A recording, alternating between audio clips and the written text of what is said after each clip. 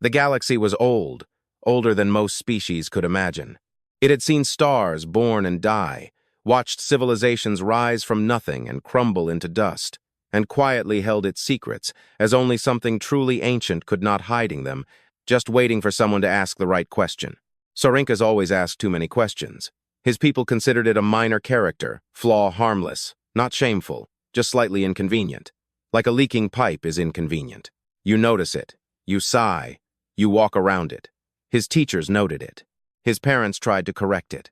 His superiors in the Galactic Council eventually learned to simply give him assignments where curiosity was, at the very least, partially useful. He was 26 cycles old, which by vet standards was youth, and by the standards of some long-lived species sitting in the council chamber, practically infancy. Hoti had pale gray skin, large dark eyes that caught the light like polished stone, and a habit of tilting his head to the left whenever something seemed unclear.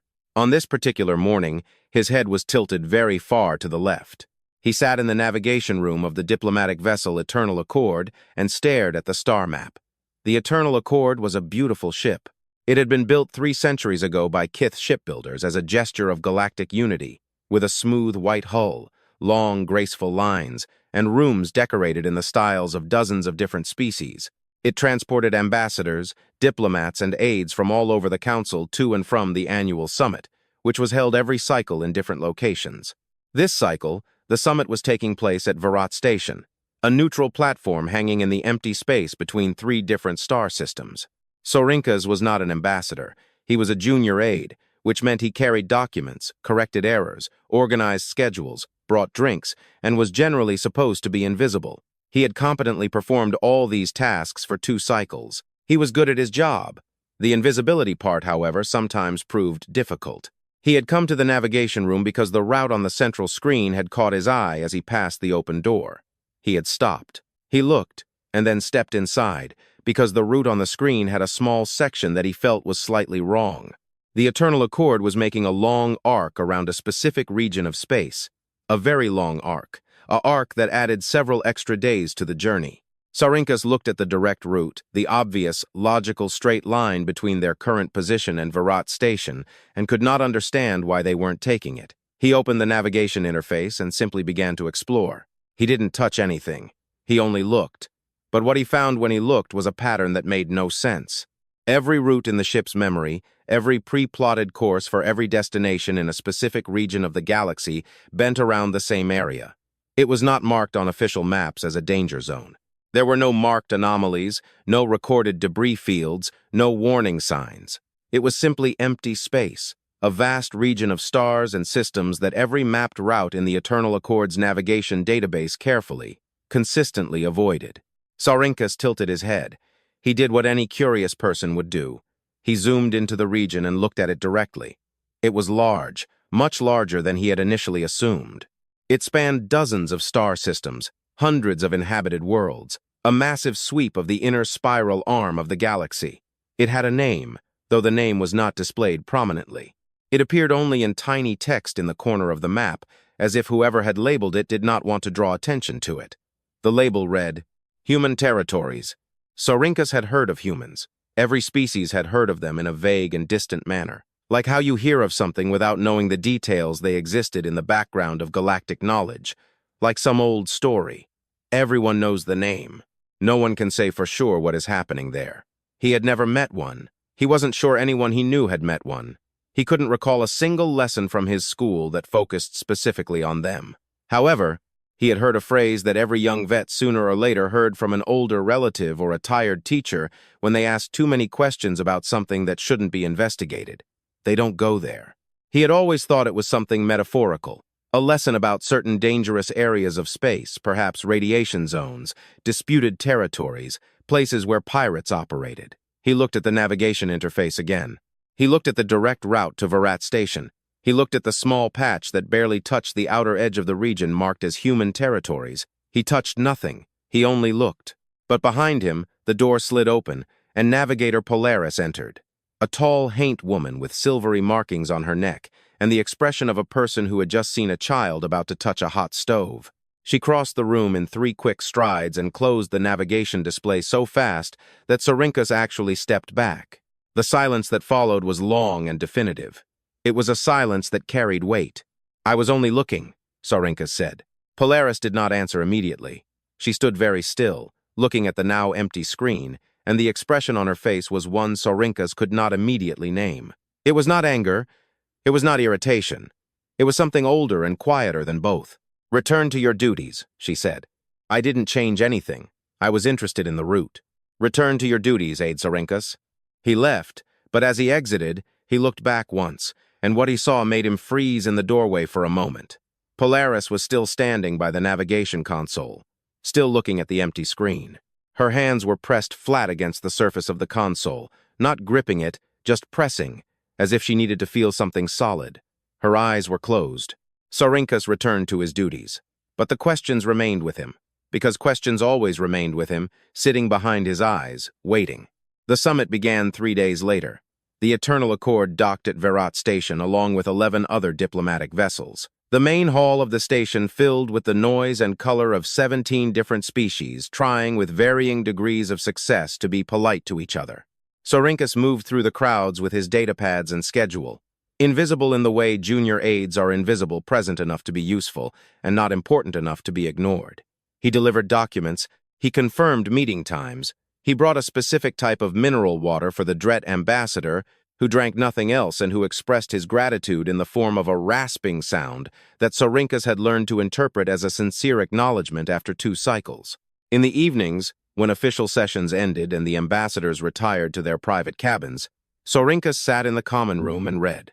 He found in the station's public archive a collection of old shipping route records, not historical records, not scientific papers, just practically boring documents about shipping lines and travel times. He read them the way another person might read a detective novel, looking for patterns, looking for things that didn't fit. He found them everywhere.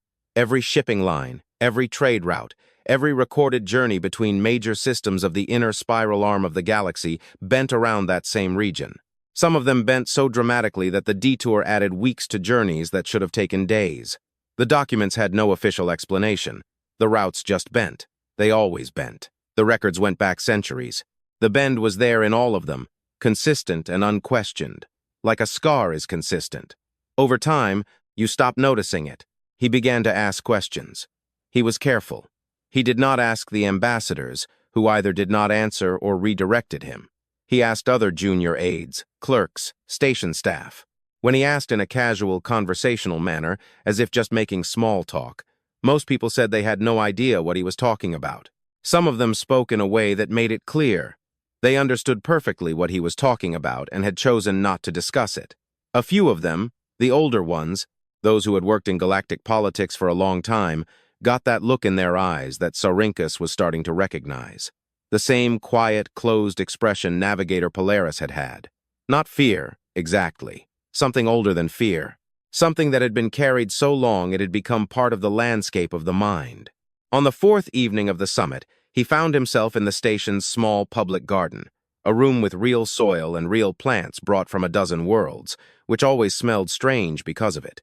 He sat next to the personal secretary of the Uran ambassador, a very old Uran named Tessu, who smelled of spicy tea and had worked in galactic diplomacy longer than Saurinkas had been alive. They sat in a comfortable silence for a while.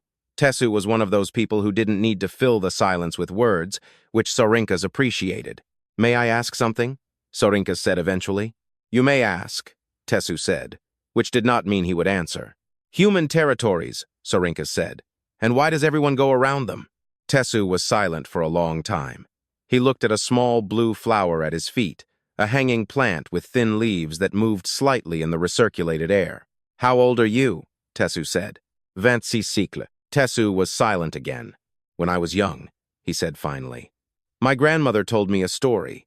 She said that a long time ago, in that region, a government sent a research ship, a small ship, a science vessel. There were 7 crew members on board. The ship returned," Tessu said. "The crew was fine, healthy, unharmed." He paused. "But they didn't want to talk about what they had seen. None of them. For the rest of their lives, they didn't speak of it. They would leave the room. If the question was raised, one of them, the captain, burned all his personal journals from that voyage. What did they see?" Tessu picked up the blue flower and placed it on his knee, examining it. No one knows, he said. And that, I think, is the point of the story. He put the flower back. They don't go there, young Saurinkas. It's not a rule that someone established. It is a rule that just is. Just like you don't put your hand in a fire. You don't need a reason written down somewhere. You just don't do it. Saurinkas looked at the flower too, but the crew returned fine. They returned silent, Tessu said. That is not the same as fine. He slowly stood up with the careful movements of a person whose joints had started to ache and left the garden without saying another word. Saurinkas remained alone with the plants and the strange mixed smell of a dozen different worlds, and his head slowly tilted to the left. On the final day of the summit, something happened that made all his previous conversations seem suddenly very insignificant. He was walking along the main corridor of Verat Station, a wide hall with a high ceiling and transparent panels in the roof through which the stars were visible, when he heard a commotion near the communication hub at the far end. Not a loud commotion, no shouting or alarm, something quieter and more disturbing. The sound of a large number of people suddenly freezing. He moved toward it, because he always moved toward things, not away from them. In the communication hub, a group of diplomats, aides, and station staff stood around the main display. On the screen was a map, a star map, and on the map was a single moving signal, a ship's beacon, and this ship's beacon was crossing a line that every person in the room recognized.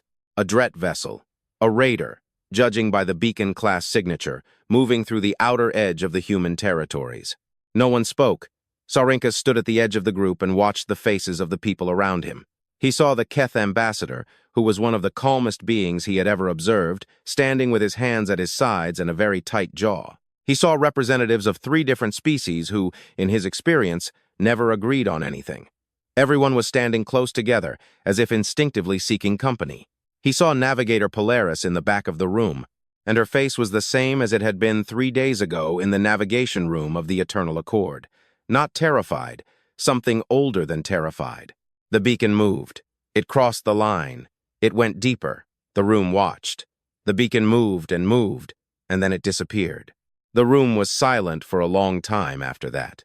Saurinkas stood among them, looking at the empty space on the map where the beacon had been, and felt something inside him shift. Not fear. He couldn't feel fear yet, because he didn't know enough to fear the right things. What he felt was something else. A distinct sensation of standing on the edge of something very large and very deep, and looking down and, for the first time, realizing you are standing on the edge. He looked at the faces of the people who had known about this edge their entire lives, who had been raised knowing about it, who had built their careers, trade routes, and political systems around it, carefully, never looking at it directly. He looked at the empty space on the map. He thought of the 7 scientists who had returned silent. He thought of a galaxy of species, ancient, advanced, and powerful, all silently, carefully, consistently avoiding the same patch of space for centuries, never once writing down any reason why.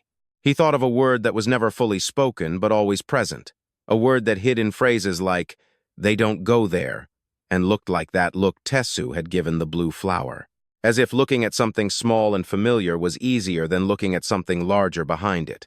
That word was fear. And standing in that room, watching the people who ran star systems and commanded fleets stand close together like children in the dark, Saurinkas realized for the first time that whatever was inside that region of space, it was not a bedtime story. It was not a metaphor. It was not a scar so old that no one remembered the wound. It was real, and somewhere inside him, the raider beacon of the Drets had just gone dark. His head tilted to the left. His hands were very steady. He was going to find out what was in there. He didn't know yet that the answer would not be what anyone expected. He didn't know that the fear that had caused an entire galaxy to spend centuries making long, careful arcs was built on something that no species had ever been able to look at directly. He didn't know that the truth lurking behind the silence was stranger and more humbling than any monster. But he was going to find out. He always found out. The beacon remained dark for 3 days. 3 days. That was not long in the life of a galaxy. Stars burned for billions of years. Civilizations rose for centuries. Political disputes between species sometimes lasted generations before anyone bothered to resolve them. 3 days was barely a breath. But during those 3 days, the silence from the human territories settled over the galactic community like a held breath. People who had never cared about a Dret raider found themselves checking long-range reports. The Council, which was in the closing sessions and preparing to depart, unofficially extended the summit for 2 days without an official explanation. Everyone knew why. No one said it out loud. Saurinkas barely slept. During those 3 days, he learned more about the missing Dret ship than he had the official right to know. He used his access as a summit aide, which technically allowed him only into meeting rooms and catering schedules, to quietly eavesdrop on conversations and listen to people who forgot he was there. The ship was named the Unlucky, which, Saurinkas thought, was either the most honest name for a Dret raider or the most ironic. It was a medium-sized ship, old, with a crew of 9. Her captain was a Dret named Vorak, who had a history of petty piracy in the outer systems. Nothing serious enough to draw a convoy squadron, just enough to feed himself and his crew. She had been traveling along the border region between open galactic space and the human territories when she crossed the line. Whether she had crossed it accidentally or out of desperate necessity, low fuel, engine failure, some emergency situation forcing the use of the nearest available route, no one knew for sure. The Dret ambassador at the summit, a large, massive future named Guru, who wore his military medals even at diplomatic events, went very silent when the beacon disappeared. He made no public statements, demanded no rescue mission. According to the aide who managed his schedule, he canceled all remaining meetings and spent the next 2 days alone in his quarters. That told Saurinkas everything he needed to know about the chances of the Unlucky's crew from the perspective of the Dret military leadership. On the morning of the second day, some of the more aggressive voices in the lower houses of the council began to talk about a rescue operation. It didn't go far. Senior ambassadors, such as the Keth, the Goth, representatives of the old Tessol lords who had been part of galactic politics longer than most species had had space travel, shut down that conversation with a speed and unity that was, in itself, remarkable. These were beings who did not agree on almost anything. They agreed on this without hesitation. No one was going into the human territories, not for 9 Dret pirates, not for anyone. Saurinkas sat in the common room on the evening of the second day and watched the senior ambassadors and tried to understand them. They were not cruel beings. The Keth ambassador, Let Naren, had spent 40 years working on refugee resettlement programs. The Goth representative, the direct superior of Old Tessu, had concluded 3 separate peace agreements in his career. These were not beings who would accidentally leave people to die, and they were leaving people to die when the alternative was something they considered worse. That also told Saurinkas something. He sat with that thought and turned it over in his mind, as he turned all his thoughts, looking at them from different angles. What was worse than the death of 9 people? What could be so bad that beings with a clear conscience would choose that without hesitation? The only answers he could come up with were something very large or something very unknown, or both. But he was still sitting with these thoughts when the alert came. The beacon reappeared on the morning of the 3rd day. Saurinkas was in the communication hub when it happened. He had been spending his free hours there, under the pretext of updating council travel records, and the station staff had grown used to his presence in the corner with a datapad. When the signal appeared on the main map, he was close enough to see it before anyone else reacted. The Unlucky emerged on the other side, not the one it had entered. It had entered the human territories through the near border, the edge closest to open galactic space. It appeared on the far border, the deep border, the far inner edge, thousands of light years from here. It had crossed in 3 days a distance that should have taken weeks. It had gone deeper into the human territories than any registered ship in a lifetime, and it had emerged on the other side. And it was transmitting. Oh, the room filled quickly. In less than 10 minutes, every senior diplomat on Virat Station was in or around the communication hub, and the signal was piped through the main speakers for everyone to hear. Saurinkas stood very quietly in his corner and listened, because no one asked him to leave. The voice that sounded from the speakers belonged to Vorak. Saurinkas had never heard it before, but it had a quality he immediately recognized.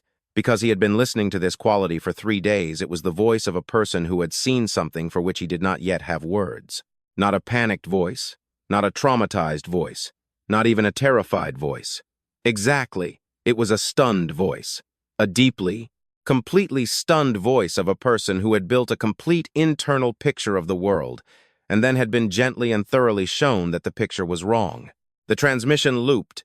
It had been looping for some time before they caught it, which meant Vorak had been transmitting continuously from the moment the Unlucky crossed the line. He didn't stop to think about what he was saying. He had already thought about it. He was just repeating it, because perhaps repetition was the only way to begin to believe it. "We entered," the voice of Vorak said. "We had no choice. Engine failure. We needed the nearest road. We crossed the line. Yes, we knew what we were doing. We accepted that." Pause. "They found us in minutes.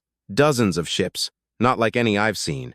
Large, very large. They surrounded us completely. We had no weapons that mattered, so we didn't try. We just waited." Another pause, longer than the last. "They contacted us on our frequency. They knew our frequency. They spoke our language. Not good, not perfect, but enough. They asked why we came. We told them, engine failure, emergency situation. We needed passage, and we offered everything we had. Cargo, credits, the ship itself if they wanted it." The room was absolutely silent. Saurinkas could hear the hum of the ventilation system overhead. "They said no," the voice of Vorak continued. "They said they didn't want our things. They asked about our engine. What was wrong with it?" Our engineer explained.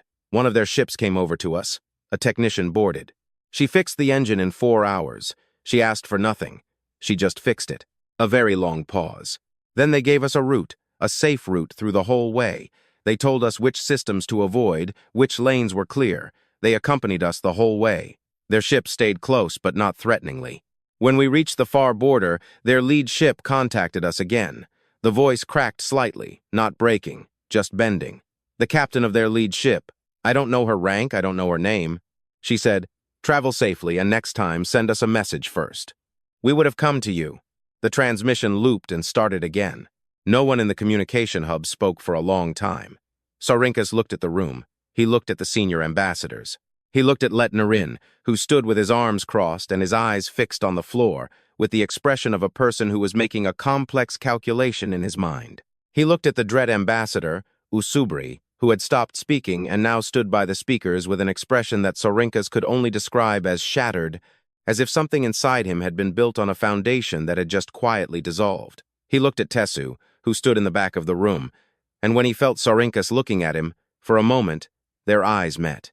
Tessu looked tired, unsurprised, just very, very tired. The transmission spread faster than the council could contain it, because the council, as it turned out, did not move as fast as a looped broadcast on an open frequency. By the time the senior staff held a meeting on information control, the signal had already been caught by a dozen relay stations across the region and broadcast by every civilian operator who happened to be monitoring that frequency. And there were many, because everyone had been monitoring everything for 3 days. Within a standard day, the galaxy knew, not all at once, but in pieces. How do big things spread? First to those who were paying attention, then to their contacts, then outward in rings, like a stone thrown into water. Saurinkas tracked it as much as he could from Virat Station. He read public boards, civilian news relays, diplomatic messages that passed through the station's communication system. He was piecing together the picture. The reactions were varied. On some worlds, the news was met with disbelief. The story was too clean, too strange. 9 pirates entered the scariest region of the galaxy and left with a repaired engine and a polite goodbye in their ears. It sounded like a dream. It sounded like a story someone had made up to feel better. On other worlds, the reaction was not disbelief, but something more disturbing, a kind of retrospective shame. If the humans just fixed a broken engine and said, "Travel safely," then what exactly had 3 centuries of careful avoidance been built on? What were all those long, bending trade routes intended for? What did the silence mean? In the council chambers, the reaction was on the surface controlled and careful, and beneath it, much more volatile. Saurinkas attended 3 meetings that he was not officially invited to, by the simple method of being very quiet in a corner with a datapad. In these meetings, he heard the senior ambassadors speak in the formal, measured language of people who were managing a situation. They spoke of verifying information. They spoke of the need for calm. They spoke of the importance of not drawing conclusions based on a single incident. What they did not discuss in any meeting was the obvious question. If the Unlucky had emerged whole, if its crew was fine, if they had been helped, then what exactly were they afraid of? No one asked it. Saurinkas noticed that one of the most influential diplomats of the galaxy, meeting after meeting, was carefully and collectively not asking the most obvious question in the room. This told him more than anything else that the question had an answer. And that answer was something that the people in these rooms already knew. The Unlucky docked at a neutral station near the outer border. 4 days after its appearance, Vorak and his crew were met by medical teams and briefing officers. Although it was not announced publicly, representatives of the 3 senior nations of the Council arrived on unidentified ships. Saurinkas was not there. He had no way to get there and no authority to demand access, even if he had. But by this point, he had developed a network of sources in the station's communication channels that would have impressed his superiors if they had known about it. He received a summary of the briefing 2 days after it was filed. It said mostly what had already been said in the transmission. The crew was healthy. No physical harm, no psychological breakdowns, no markers of trauma beyond what could be expected from an emergency situation. Vorak confirmed the story personally, as did each of his crew members individually. Their stories matched perfectly, not suspiciously, but as genuine experiences match when 9 people go through the same thing. The briefing had one detail that was not in the transmission. One small thing that the briefing officer noted almost in passing, as if he didn't know what to do with it. Vorak said in a personal interview that during the 4 hours while the human technician was fixing the engine, several other members of the human escort approached the unlucky on small craft and handed over boxes through the airlock. Mostly food, some medical supplies, a few items that turned out to be comfort items, a high-quality blanket, some drink that turned out to be a warm, sweet beverage that none of the Dret crew had ever tasted before. No one asked for these things. They were simply given. When Vorak's engineer tried to refuse out of pride, stubbornness, or simply disbelief, the human who handed over the boxes smiled. Vorak described this smile in detail. He was asked to describe it because the briefing officer noticed that he had mentioned it twice without prompting. He said it was the smile of a person who was not surprised by the refusal, who had expected it, then offered it anyway. Not because they expected acceptance, but because the offer was simply what they did. Saurinkas read this detail and sat very quietly with it for a long time. He thought of a galaxy that had feared this for 300 years. He thought of trade routes that bent for weeks of travel. He thought of the 7 silent scientists. He thought of the senior ambassadors in their meetings, carefully not asking the obvious question. He thought of the tired eyes of Tessu and thought, they know something. Not just that humans weren't monsters, as the silence implied, but something more specific than that. Something they had known for a long time and had decided, carefully and consistently, not to share. He put down the briefing summary. He hadn't gone this far by being impatient, but he would have to be patient now, because what he needed was not found in navigation databases, shipping records, or overheard conversations of mid-level diplomats. What he needed was in the deep archives, sealed records, documents that the senior nations kept behind clearances that a junior council aide absolutely did not have access to. He would access them anyway. He didn't consider it a plan, more of an inevitability. The question had been inside him since he stood in the navigation room of the Eternal Accord and looked at the region marked as human territories. The question had grown since then. Behind the eyes of Tessu, the palms pressed by Polaris, the shattered Dret ambassador, and the looped transmission that the galaxy had heard and misunderstood because it had been carrying the wrong story for too long. He was going to find the right story. He took his datapad. He began to take notes. Outside the small window of his cabin, the stars were sharp, cold, and very, very old. Somewhere far beyond what he could see, in the region of space around which every map bent, something patient was waiting. Something that fixed broken engines, gave out blankets, and smiled at refusal without surprise. He was going to find out what it was. He tilted his head to the left and began. Hacking the sealed council archives was not something that happened quickly. Saurinkas knew this in advance. He wasn't the kind of person who expected difficult things to be easy. However, he was the kind of person who believed that difficult things were possible with enough patience and enough willingness to be creative about what counted as a legal method. Over the next few weeks after the summit ended and the Eternal Accord returned to the Central Council, a massive administrative station orbiting the neutral world of Katmara, he began to carefully, quietly work his way in. He started with what was publicly available. The open archives of the Galactic Council contained centuries of records, meeting minutes, trade agreements, expedition logs, diplomatic correspondence. Most of it was dry to the point of description. Saurinkas read it anyway. He read it as an archaeologist carefully, steadily moves Earth, looking not at what was there, but at the shape of what had been removed, and at what had been removed. That was the first thing he noticed, not records about humans. They appeared from time to time, brief and strangely thin. The type of record you would get if someone very carefully included enough so that the absence looked like disinterest, not removal.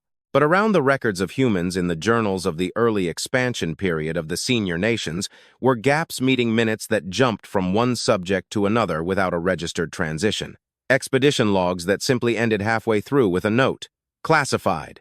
Level 7 diplomatic correspondence between the Keth, the Goth, and the Tessalords during a certain century, roughly 400 years ago, which existed as headings in the index, but upon opening returned only access denied notifications. The gaps had the shape of something. Saurinkas did not yet see the shape, but he felt the outline of it. He took notes. Well, he mapped the gaps as he would map a figure in the fog, not looking at the figure, but at the places where the fog moved differently. Then he went looking for people. The Central Council was a large station. It housed several thousand permanent staff and temporary personnel from all over the galaxy. And like all large communities of people doing important work under significant pressure, it had a network of relationships that official structures did not display. People who owed each other favors. People who trusted each other in ways that bypassed formal channels. Saurinkas was young and relatively new, but he had 2 cycles of quiet, careful relationship building behind him, and he had spent those 2 cycles being genuinely helpful to people in ways that created genuine gratitude. He covered for a senior researcher who needed a personal day. He quietly corrected a filing error for an archivist that would have caused that clerk serious trouble if it had been discovered by superiors. He found documents 3 times that other people searched for hours and delivered them without asking for recognition. These were little things, but little things accumulated. He spent 2 weeks carefully asking questions and listening to answers. He found a retired Goth historian named Bess Terrell, who had spent 30 years in the deep archives before her vision made working with screens impossible. She was now 80 plus cycles old, and lived in a small suite near the station's garden level and possessed a memory that was extraordinary in its specificity. She could recall document numbers and storage locations from decades ago with the precision of a person who had spent her whole life caring about exactly that. Saurinkas visited her 3 times with tea and questions formulated as academic curiosity. By the 3rd visit, she stopped pretending she didn't know what he was actually asking. Level 7 files, she said during the 3rd visit, placing her cup down with a light click. Is that what you want? I want to understand the history, Saurinkas said. You want to understand why there are gaps in history? She corrected. She looked at him intently. Her eyes were clouded by age, but sharp as they sometimes are when the body ages around them. You are not the first who wants this. You won't be the last. What happened to the others who wanted this? Most of them were transferred to very boring positions, before they got to anything interesting. She paused. The few who were more persistent and more careful found what they were looking for, and in most cases, nothing. They read the records, they understood better, and they carried that understanding quietly until the end of their careers, because by then they understood why the records were sealed. She looked at him for a long time. Do you know what the purpose of a sealed archive is, young Saurinkas? To protect information? He said. Sometimes, she said, but most often, to protect the people who made the decisions that are recorded in them from judgment, from responsibility, from uncomfortable questions of people who came later. She stood up slowly. I will give you a document number. I won't tell you how to use it because I honestly don't know if the access paths I use still work. I will give it to you because I am old enough that the worst they can do to me is relocate me to a smaller suite. And because I have waited a long time for someone to ask the right questions.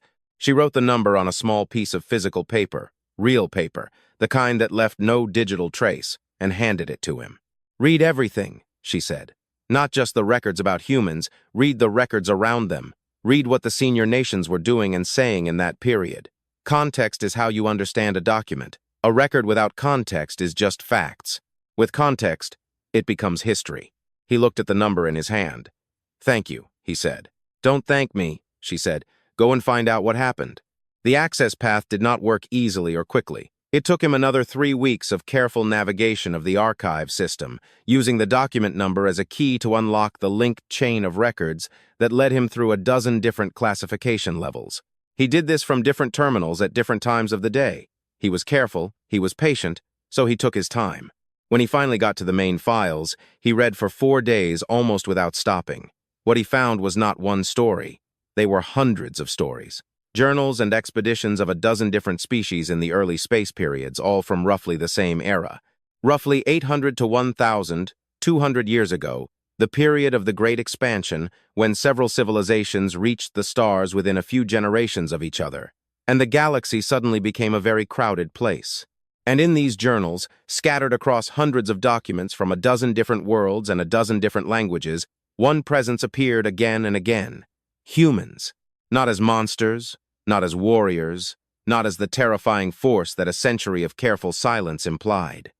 They appeared in these old records as a recurring character in a long book, consistent, recognizable, impossible to fully understand, but somehow familiar, present in moments of expansion, of conflict. First contact stories were always somewhere in the background. The records were fragmentary, some were partially edited even before classification, so what reached him was already incomplete. But it was enough, more than enough. The first full story he read was an expedition log of the Keth roughly 900 years ago. A research ship moving through a star system they believed to be uninhabited encountered a human ship in orbit of one of the inner planets, and the log described the encounter in a careful, almost clinical manner, because the Keth of that era were meticulous chroniclers who did not trust emotional language in official documents. The human ship immediately contacted them on a Keth frequency in an imperfect but functional Keth language.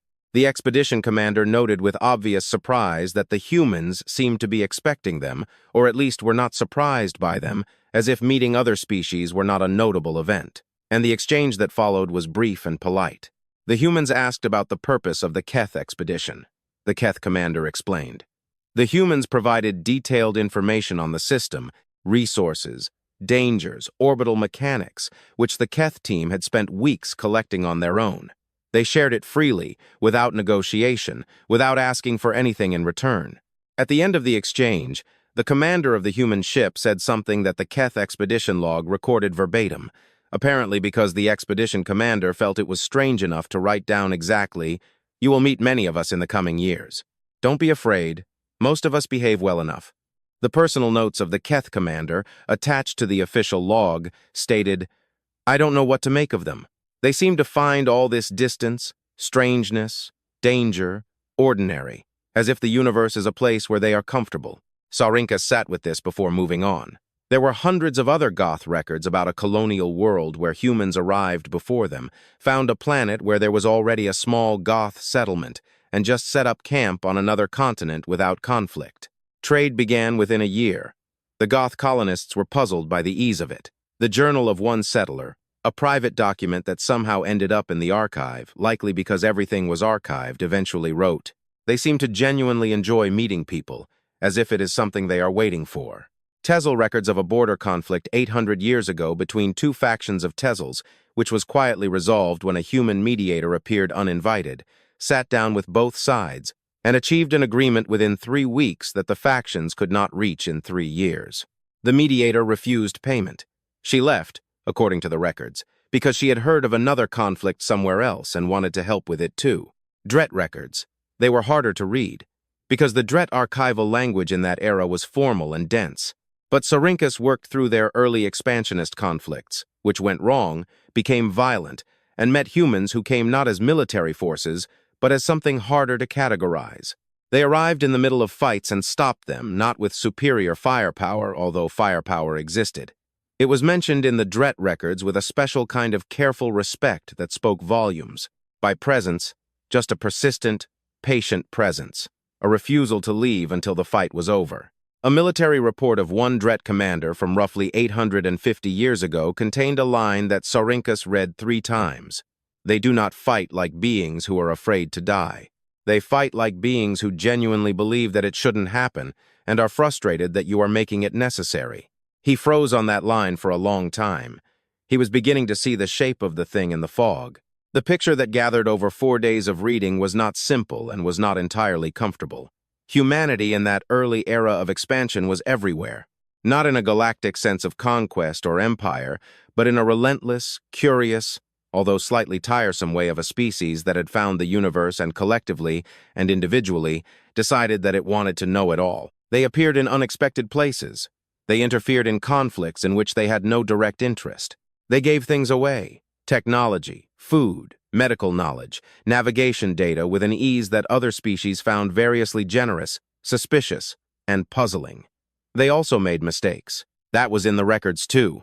Sharp mistakes of early contact, cultural misunderstandings that escalated before anyone realized what was happening. Moments of human impatience or arrogance or a specific human tendency to believe they could fix things that perhaps didn't want to be fixed. The records were honest about this, at least in the originals. The parts that were edited, as a rule, were the parts where humans appeared in a more complex light, Saurinkas noticed. And then, roughly 400 years ago, something changed. The human presence in the records did not end suddenly. It disappeared like a signal gradually going out of range. At first, border outposts stopped being mentioned.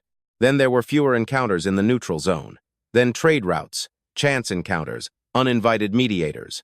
Within about 50 years, records of human contact became thin, then rare, then stopped entirely.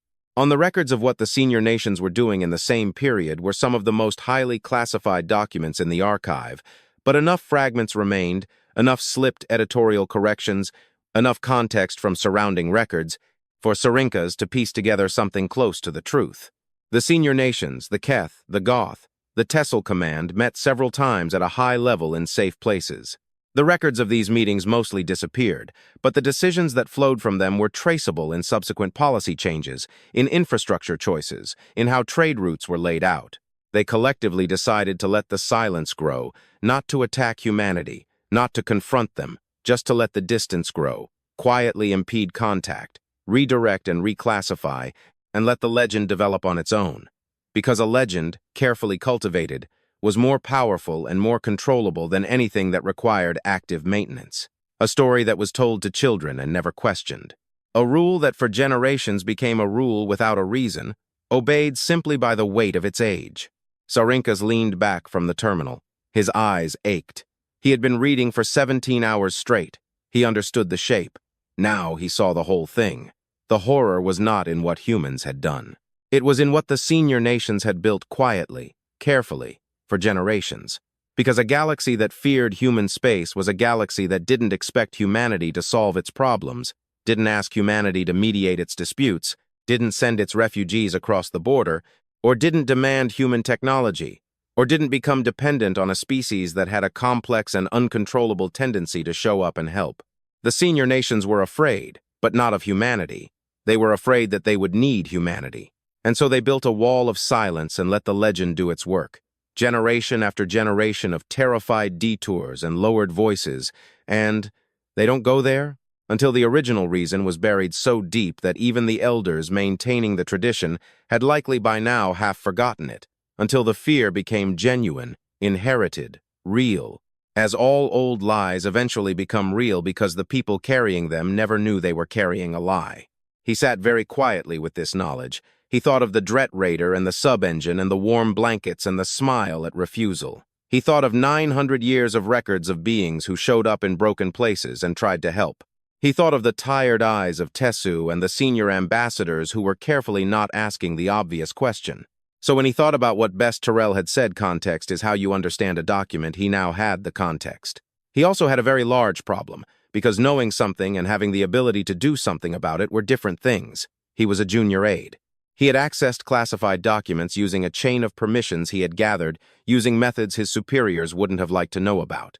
He had no authority, he had no platform, he had no way to present what he knew to people who could act on it. He sat with this problem for a long time. Then his datapad buzzed. He looked at it. An incoming message. Priority routing, which was unusual because priority routing meant it had been sent with a special code to ensure its quick and direct arrival at the destination. The type of code used when you need something to reach a specific person without delays. The sender was listed as an unknown source, but the message was short and addressed to him by name, his full name, his designation on the station, his current location of the terminal. It said, "We have been watching you read our records, Saurinkas. We appreciate the thoroughness. On the following coordinates is a station. Come when you are ready. We will be there." Below the message was a set of coordinates that, according to his navigation knowledge, placed them immediately and accurately on the edge of the human territories. He looked at the message for a long time. Then he looked at the ceiling of the archive room as if he could see through it to the stars outside. Then he tilted his head to the left, took his datapad, and began to figure out how to get to those coordinates. Getting to the coordinates was not simple. Saurinkas had no ship. He had no budget for private transport. He had no leave authorization because he hadn't asked for it, or because asking for leave while under quiet surveillance by 3 different senior officials who had started to notice that a junior aide was spending a lot of time in places where junior aides didn't usually spend time would be at best a conversation he wasn't prepared for. He solved these problems the same way he solved all problems, methodically, patiently, and by being useful to the right people at the right time. One of the first parts fell into place when a researcher named Aide, a mid-level Keth cartographer whom Saurinkas had helped find 3 lost survey files 6 months ago, mentioned in passing that next week she was heading out for mapping along the inner border region, and she was short a data entry aide because her usual one was sick. Saurinkas volunteered before she even finished the sentence. Aide looked at him with the light surprise of a person who didn't expect enthusiasm for data entry, then shrugged and said, "Yes." The route of Ole's mapping run passed by. If not close to the coordinates, then close enough. Close enough that Saurinkas, once in the region, could ask for a short deviation. For the first 2 days of the journey, he prepared for this event, which mostly boiled down to being so quietly indispensable in all its work, organizing her data, noticing 2 significant errors in her calibrations, having food ready when she came out of 8-hour work cycles, that by the 3rd day she began to treat him less like an aide and more like a colleague. On the 4th day, he showed her the message. He hadn't planned to. He had been going to invent a reason for the deviation, some technical justification for checking signals or mapping a border that would bring them close enough without requiring explanations. But sitting opposite Ole at the small table in the ship's galley, watching her work, and thinking about everything he had read in the archives, he felt tired of carrying this knowledge alone. He showed her the message. He told her what he had found. He didn't summarize. He told her the whole picture, just as best Terrell had taught him to read with context. He spoke for a long time, so Olette sat very quietly and listened with the complete attention of a person whose entire career had been built on caring for accurate information. When he finished, she was silent for several minutes. "Senior nations," she said finally, "you are saying that the senior nations built this intentionally." "I am saying that the archival records strongly hint at it," he said carefully. "I am saying the pattern is clear enough that I don't think it's a coincidence." She was silent again. Then she said in a different tone, slower, more careful, the tone of a person adding something personal to an academic conversation. "My grandmother was a navigator. She once told me that when she was young, she had a colleague who was interested in the border. This colleague dug into it for a long time and, in the end, was transferred to a remote observation post in the outer systems.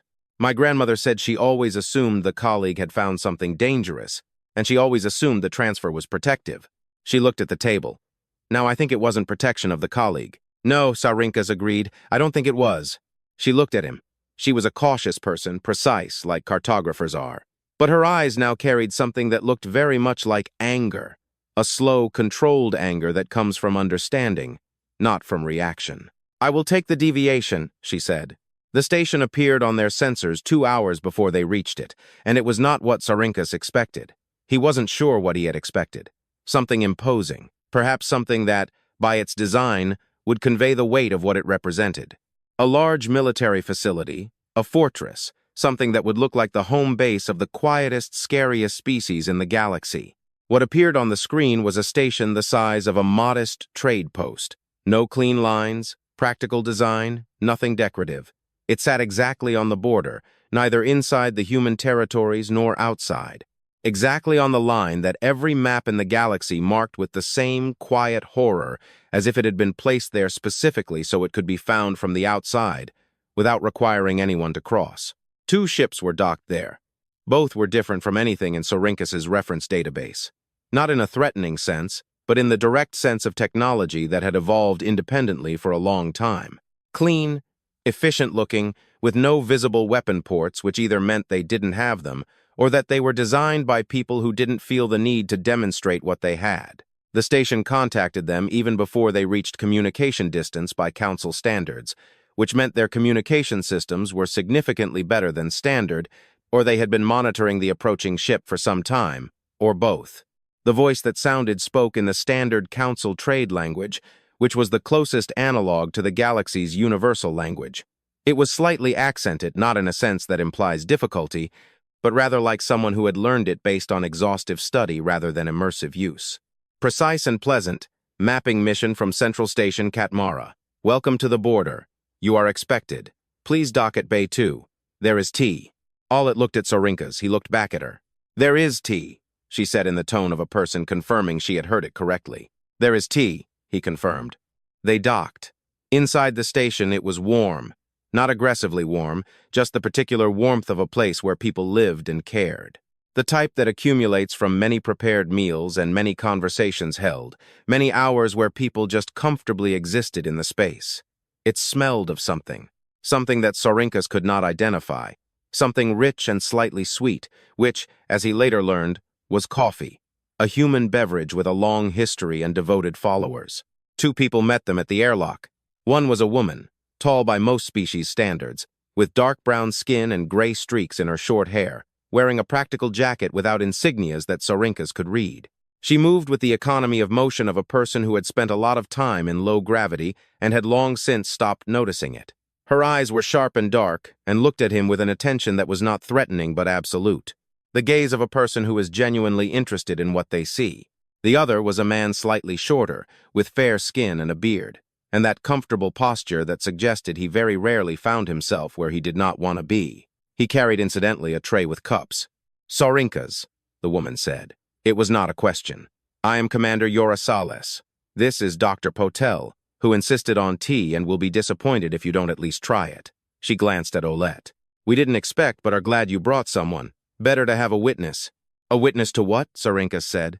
She looked at him with something in her expression that he couldn't immediately name. It wasn't quite a smile. It was the expression of a person who had waited a long time for a certain kind of moment and, perhaps, imagined it in many different forms, and now found themselves in the real moment of it, and found it different from all the imagined versions. To the end of a long misunderstanding, she said. They sat in a room that was clearly equipped specifically for this kind of meeting, a round table, chairs that had been selected or modified to accommodate non-human proportions, a display wall that was currently blank. Dr. Potel was handing out tea with the focused care of a person for whom this was genuinely important, and Saurinkas, out of politeness, accepted a cup and drank from it.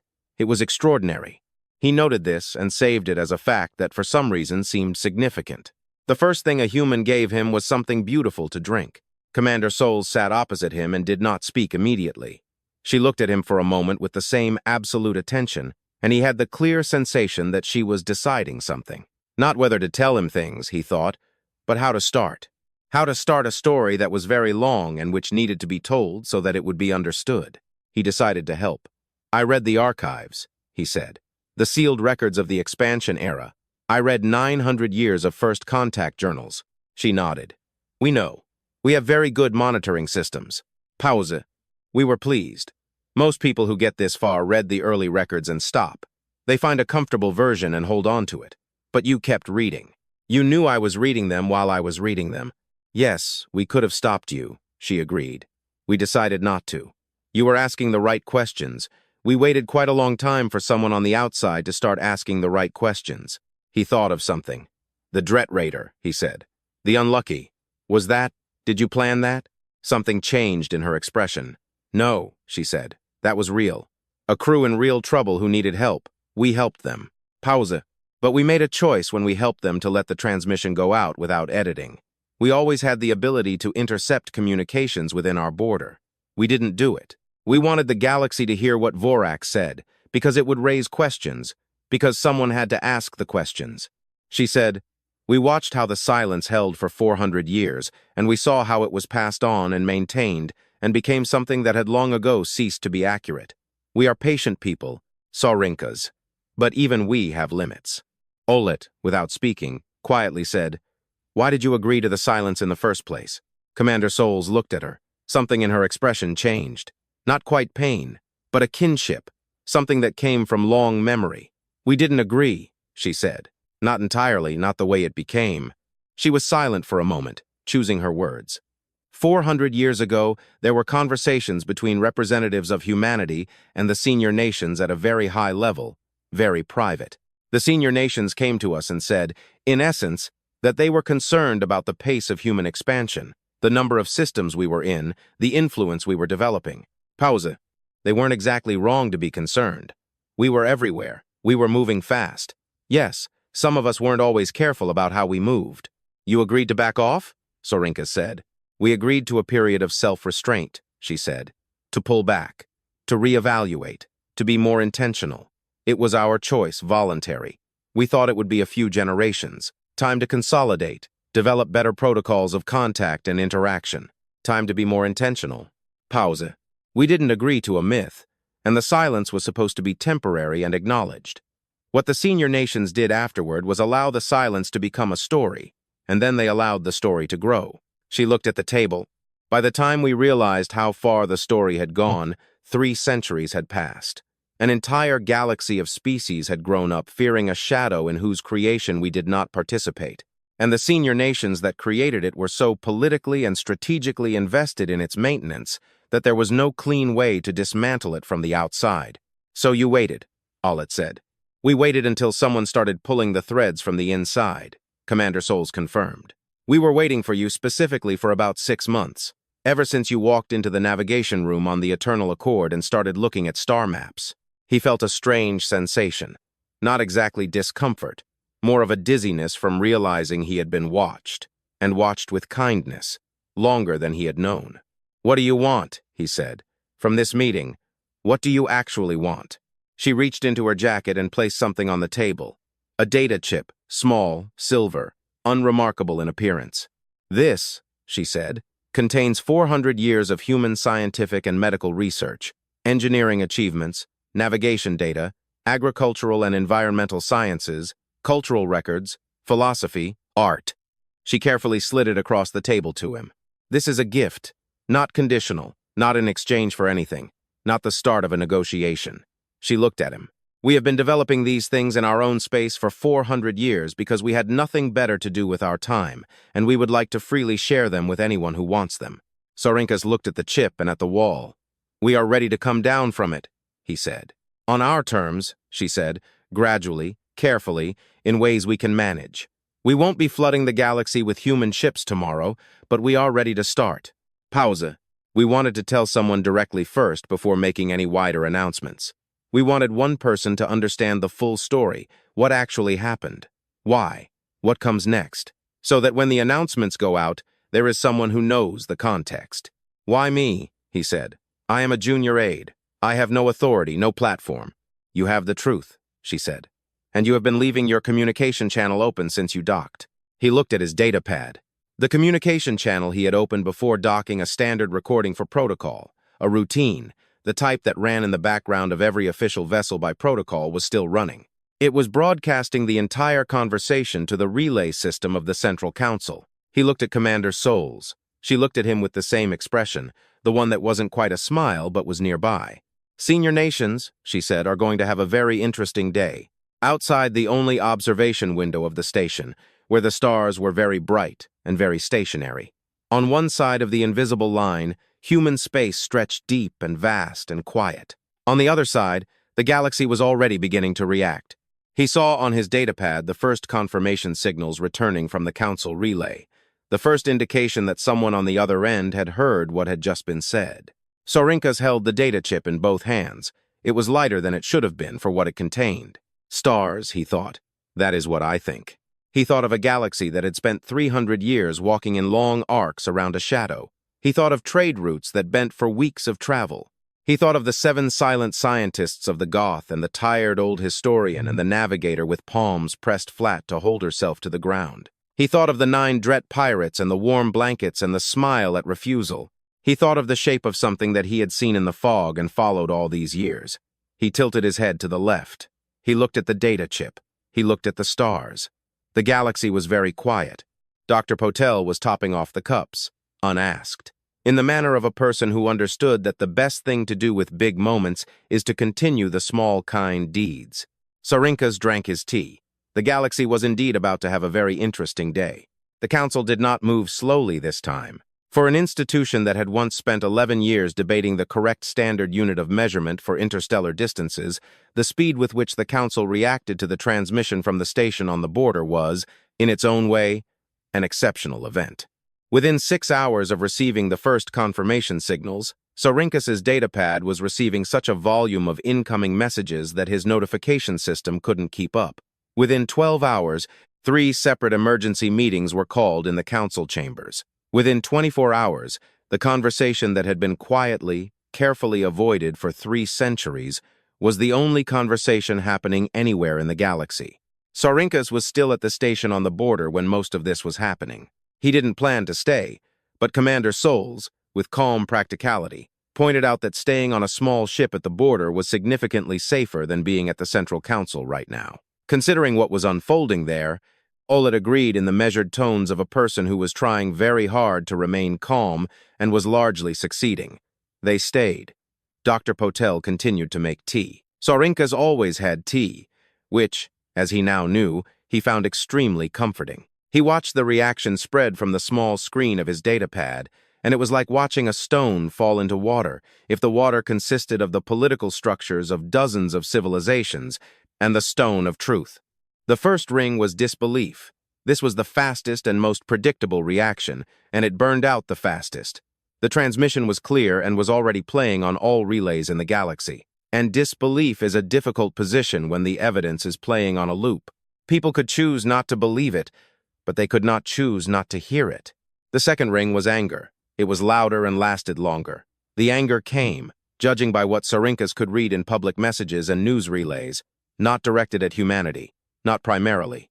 It was directed at something closer and more visible. The senior nations had been creating the silence for 3 centuries.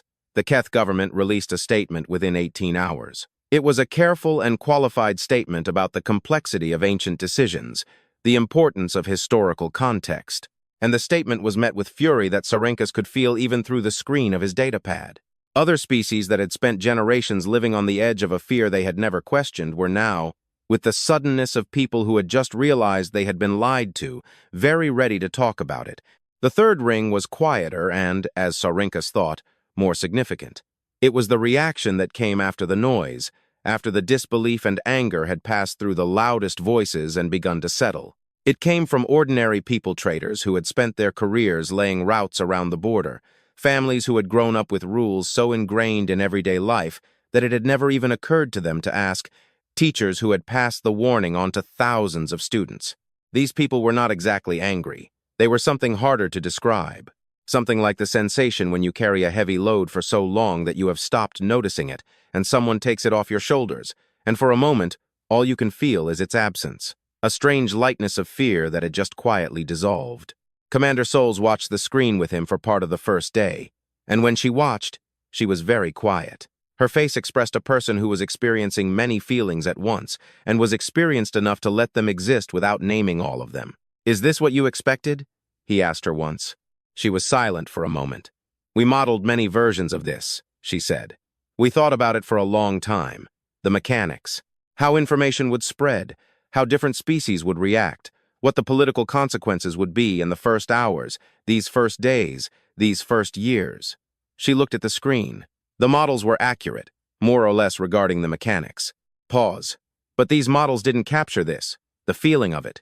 She stopped looking for a word. "Relief," she said quietly. "Relief," Ole said from the other end of the room. "Yes," Commander Souls said. On the second day, the council called an emergency meeting of all senior representatives, and Saurinkas saw the notification arrive on his datapad and felt the simultaneous realization that he was being summoned and that returning to the Central Council right now would be, in practice, like walking straight into a fire. He was going to go anyway. He hadn't come this far avoiding fire. But before he left, he had one more conversation with Commander Souls. He had a question he had been carrying since the previous day, and he turned it over, examining it from different angles, making sure he understood it before asking. Because it was the most important question, and he wanted to ask it clearly. What the senior nations did, he said, creating the silence, maintaining it, keeping the rest of the galaxy in fear. Some of them did it knowing there was a truth. Some of them made the decision intentionally. Yes, she said. They did it for political reasons, strategic reasons, to keep humanity at a distance, prevent dependency, and maintain a balance they were content with. Yes, they caused real harm, he said. Not just fear, real harm trade routes that were longer than they needed to be, resources that were not shared and could have helped people, problems that could have been solved but weren't. 400 years of what didn't happen because the galaxy was afraid to cross the line. Yes, she said for the third time in the same tone, non-defensive, non-diminishing, and not looking away from what he was saying. What do you want to happen to them? He said. The senior nations, those who are still here, who are still benefiting from what their predecessors built. She looked at him for a long time. It is not for us to decide, she said finally, what constitutes justice, if that is the right word, and I am not sure it is. It is for the galaxy to decide, not us.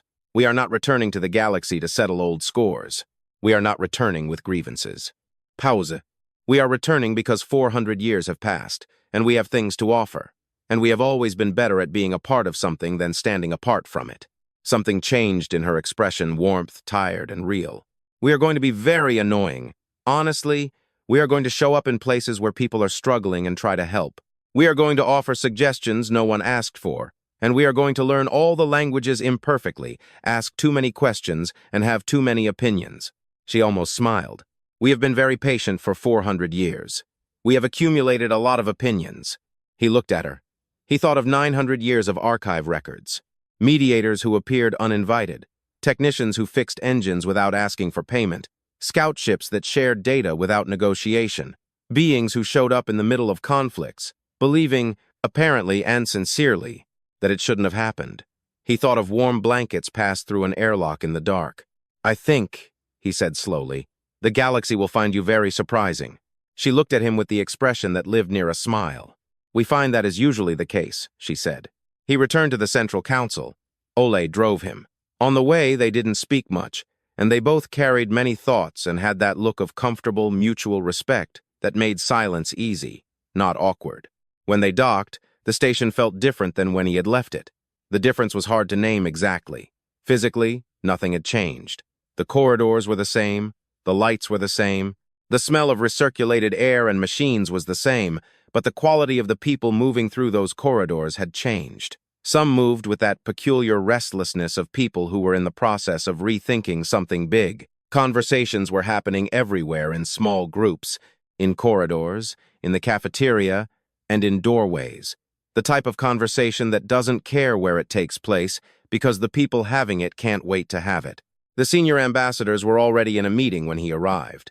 He didn't try to attend the meeting directly. He didn't have that status, and the guards at the chamber doors wouldn't let anyone in who wasn't on a pre-approved list anyway. Instead, he went to his small office, sat down, and turned on his datapad and watched the public broadcast from outside the chamber. Several hundred council employees were watching the same broadcast from their seats all over the station, and this shared viewing created a special atmosphere tense, waiting, the kind of collective focus that arises when something big is being decided. Let Naren, the Keth ambassador, spoke first. Saurinkas had watched this man many times in meetings over 2 cycles. He had always radiated a quality of reasoned confidence, the kind that comes from years of authority and a deeply held belief that you are fundamentally doing the right thing. Today, he didn't have that quality, and he looked like a person who was very tired and had decided that the most dignified thing he could do was stop pretending. He didn't confess exactly. He didn't lay out the story the way Saurinkas had laid it out in conversation with Audit. He spoke in the measured language of diplomacy, the language he had spoken his whole life and which he was constitutionally incapable of completely abandoning even now. But within that measured language, he said clearly and without qualification that historical decisions had been made regarding human space that were not transparent to the wider galactic community, that these decisions had consequences that extended far beyond what was intended, that the Keth government recognized this, and that it was prepared to participate in a full review of the historical record. It wasn't an apology. It was the structure upon which an apology could be built, which was perhaps the most that centuries of political habits could produce in one session. Then the Goth representative spoke, then the delegation, each in their own diplomatic language, each acknowledging the shape of the same truth, not quite wanting to say it directly. The session was not a reckoning, not yet. It was the beginning of a process that would take years, would likely be difficult, and would require many more sessions and many more conversations, and a large amount of painstaking, frustrating, sometimes maddening work of actual accountability. Saurinkas watched all of this. In the coming weeks, he would be asked to write an official report of his actions and his findings for the council record, and he would write it carefully and fully, including the methods he had used to access the classified files, because he had decided that if the moment required honesty, then honesty must be total. He expected disciplinary action for accessing the archive. He was prepared for that. He was not prepared for the council to hand him an official letter 6 weeks later, acknowledging his role in the events of that period, signed by representatives of 11 species. But that is what happened, and it was one of the strangest days of his life. And the announcement that came from human space 30 days later was broadcast on all galactic relays. It wasn't long. Humanity, apparently, had decided after 400 years of accumulated opinions that the first public address to the galaxy shouldn't be vast. It consisted of 3 paragraphs. It was warm and direct and written in a language designed not to impress, but to be understood. It said that humanity was ready to resume contact, that they had been watching recent events with interest and, as they admitted, with some relief that the truth had finally come out, that they understood that the process of rebuilding trust would be long, and they had no expectations that it would be easy or immediate, that they were prepared to be patient because patience was something they said, with a dry humor that was apparently characteristic, were quite good at, that the data contained in the chip that Commander Souls had given to Saurinkas, which he had long ago passed to the Council's science department, was freely available to any species that wanted it, without conditions and without expectation of anything in return. It ended with a sentence that Saurinkas read several times, not because he didn't understand it, but because he wanted to continue to understand it, to let the weight of it land properly every time. We have always been better at being neighbors than at being legends, and we would very much like to be neighbors again. He read it for the first time in his office alone and sat with it. He read it for the second time aloud to Aide, who was sitting opposite, eating lunch, and who put down her fork and was silent for a moment before saying in a measured voice that it was a very good sentence. He read it for the third time to old Bess Terrell, whom he visited that evening in her small suite near the garden level. She listened to it with her eyes closed and her hands folded on her lap. And when he finished, she was silent for a long time. "Well," she said finally, "that took long enough." He looked at her. She was smiling, small, tired, and real. She looked, he thought, like a person who had been waiting for the end of a very long story and had finally heard it. In the following months, the galaxy changed. Not immediately, not in the dramatic sense of wars or catastrophes that remake things suddenly and violently. It changed more slowly, more permanently, as things change when they are understood differently. As a piece of music changes when you finally understand what the composer meant, or as a scar changes when someone finally tells you how it appeared. Trade routes were redrawn. Now they were shorter, most of them. The long arc straightened, and ships that had been making multi-week detours began to lay direct courses.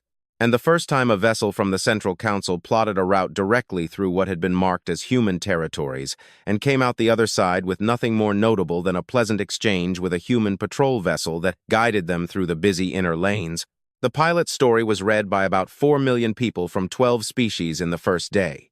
Human ships began to appear so carefully and gradually on the edges of galactic space.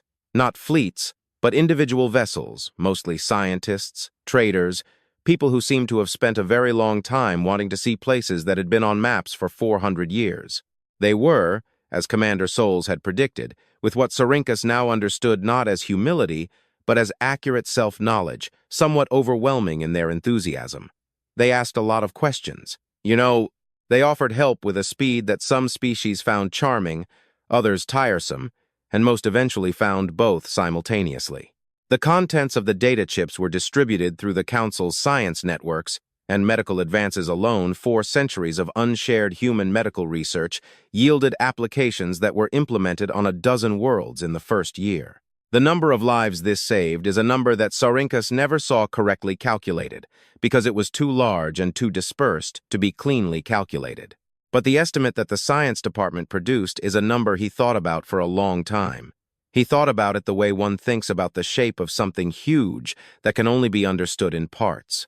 He thought about what 400 years of fear cost in routes that were longer than necessary, in knowledge that wasn't shared, in problems that remained unsolved. He thought about it without anger, mostly because anger over what was finished was expensive cargo. And he had learned, watching the people who carried it, that this price was rarely worth paying. But he thought about it. And he thought about Terrell, who had handed him a number on a scrap of physical paper and said, "Go and find out what happened."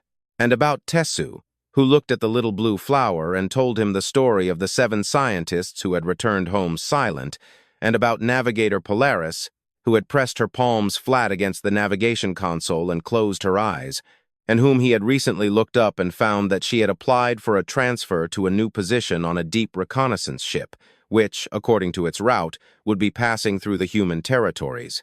He thought about Vorak, the Dret captain of the Unlucky, who had given interviews to 3 different news relays, and in each one spoke with the consistent conviction of a person whose entire understanding of the universe had been rebuilt and who wasn't going back. They fixed my engine and gave us a blanket. That is all I know. That is all anyone needs to know. He thought about Commander Yorasales and her absolute attention and almost smile and the patience of 400 years sitting behind her eyes like something that had been given enough time to become very strong. He sat in the station's small garden when he thought about all of this. It was late in the station's day cycle, and most people had retired to their cabins. The plants moved softly in the recirculated air. The strange, mixed smell of a dozen different worlds hovered around him, comfortable and strange and familiar all at once. His datapad buzzed. He looked at it. A message from Commander Souls. Short, how is the message? Next month we are opening a permanent communication station on the inner border. We would like a council representative to be present at the opening. Preferably someone who asks the right questions. We have good coffee. Interesting. He read it twice. He placed the datapad on his knee. Outside the garden, through the small transparent panels, the stars were very bright. Some of them were stars whose names he now knew, systems that had been marked as human territories on every map for 300 years and were now gradually and carefully becoming just places. Stars with planets around them, planets with people on them, people who were very patient, for a very long time, and finally were ready to be neighbors again. Saurinkas tilted his head to the left. He took the datapad. He wrote in reply, yes. One word, the shortest possible answer to the question, but it was the right answer, and it was honest. And it was the beginning of something that would take a very long time, and would be very complex and sometimes very difficult, and would require at every step that special kind of courage that is not dramatic or visible, the courage to keep asking questions, even when the answers are uncomfortable, and to sit with the truth once you have found it, and to believe, even when it seems unlikely, that things can be different than they were. He sent the message while the plants moved in the recirculated air. The stars were very bright. The galaxy was not the same. It hadn't become simpler. If anything, it had become more complex, with all the complexity that honesty brings when it replaces a story that was comfortable in its falseness. It had become harder in some ways. It would require work, but it had become more truthful. And Saurinkas, who had always believed that truth was better than comfort, sat in the garden with the mixed smell of a dozen worlds around him, and for the first time in a long time felt that the shape of things made sense. That night, he went to sleep without tilting his head to the left.